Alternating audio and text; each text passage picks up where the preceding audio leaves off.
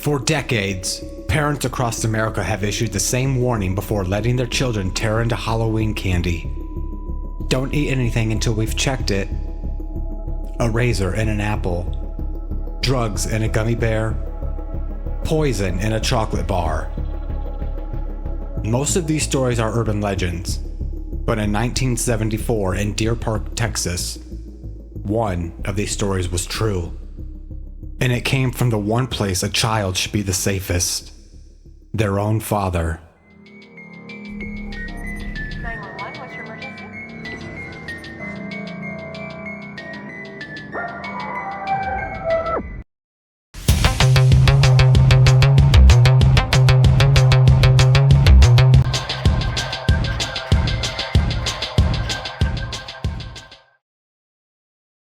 On October 31st, 1974, a chilly Thursday evening, the streets of Deer Park, Texas, just outside of Houston, was alive with ghosts and goblins, tiny princesses and cowboys laughing under streetlights, clenching pillowcases, and plastic pumpkins overflowing with candy. Ronald Clark O'Bryan was a 30-year-old optician, father of two, and a deacon at his local church. He was out trick-or-treating with his 8-year-old son Timothy and 5-year-old daughter Elizabeth. A family friend and his 2 children joined them. It was supposed to be a safe suburban Halloween. Friendly faces, familiar houses, and fun memories. But sometime between knocking on doors and filling their bags, Ronald O'Bryan handed out something different. 5 21-inch long pixie sticks filled with a bitter white powder. He would later claim that he got them from a dark house where the lights were off and someone cracked the door open just long enough to hand them out. No one else saw it. Hours later, back at home, Timothy begged to eat just one piece of candy before bed. His father agreed and offered the pixie stick. Timothy had trouble getting the powder out of the straw-like tube, so his dad helped him shake it loose. The boy complained that it tasted bitter. Moments later, he was vomiting violently, then convulsing. Within an hour, Timothy O'Bryan was dead.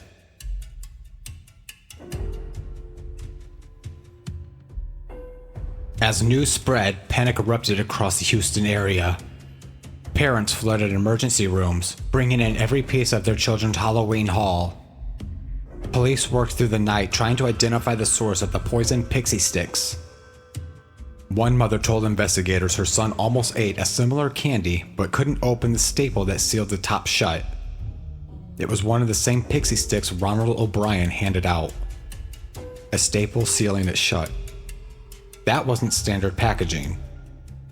Authorities quickly realized the unthinkable. Someone was trying to poison random children on Halloween. The media seized on the story. The Candyman was born. But something wasn't adding up. Investigators retraced the trick-or-treating route. The dark house O'Bryan claimed handed out the candy? The owner was a man named Courtney Melvin, a local air traffic controller who didn't get home until nearly 11 p.m. that night.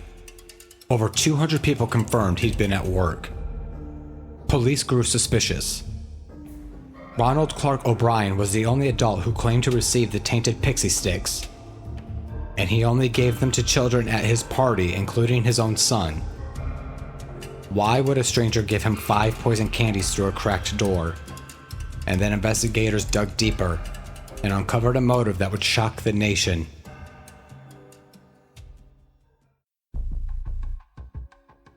Ronald O'Bryan was drowning in debt. Over $100,000, equivalent to $500,000 today. He'd recently been fired from a job after poor work ethic and suspected theft. He was on the verge of losing his car and his house and had defaulted on several loans. But just a few months before Halloween, Ronald did something chilling. He took out life insurance policies on his children. $10,000 each at first, then another $20,000, then yet another $20,000. He never told his wife. And the day after Timothy died, just hours later, Ronald called the insurance company to inquire about collecting the policy. Police found that Ronald had recently asked a chemical supply company how to obtain cyanide, the same poison that killed Timothy. A chemist testified he asked about lethal doses and where he could buy it. Witnesses at a local college remember him asking students about poisons. The pixie sticks were tested.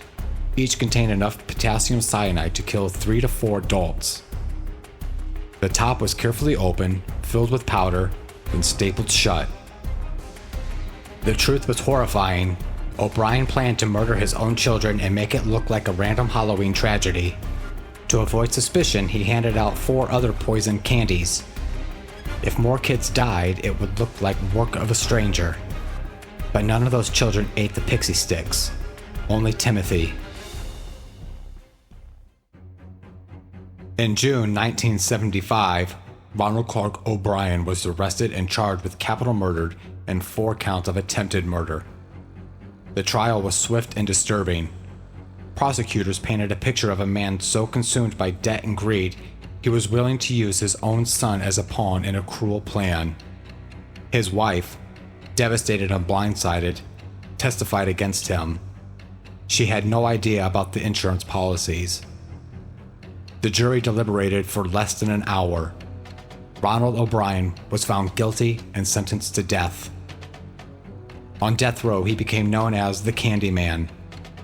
Other inmates reportedly hated him so much they refused to talk to him. Even hardened criminals were disgusted. After nearly a decade of appeals, Ronald Clark O'Bryan was executed by lethal injection on March 31st, 1984. Outside the prison, a crowd gathered. Some shouted "trick or treat," others threw candy at protesters. The death of Timothy O'Bryan sent shockwaves through America. The idea that a parent, a figure of love and protection, could intentionally poison their own child disguised as a Halloween treat was almost too horrific to comprehend. It changed Halloween forever. From that moment on, Halloween candy checks became a parental ritual. Neighborhoods organized safer trick-or-treat events. Schools started hosting trunk-or-treat parties. Warnings of razor blades and apples and tainted treats flooded local news every October. To this day, there has never been a verified case of a stranger poisoning Halloween candy. But Ronald O'Bryan made the myth feel real. One act of evil transformed into a cautionary tale. The monster wasn't lurking in the shadow. He wasn't a masked killer or a deranged neighbor. He was a father holding his son's hand, helping him open a pixie sticks, and watching him die. Halloween is supposed to be fun, with candy, costumes, and laughter in the dark. But every time a parent checks a Snicker bar or tear open a wrapper just to be sure, somewhere in the back of their mind, they're thinking of Ronald O'Bryan, the man who made the myth real, the real Candyman.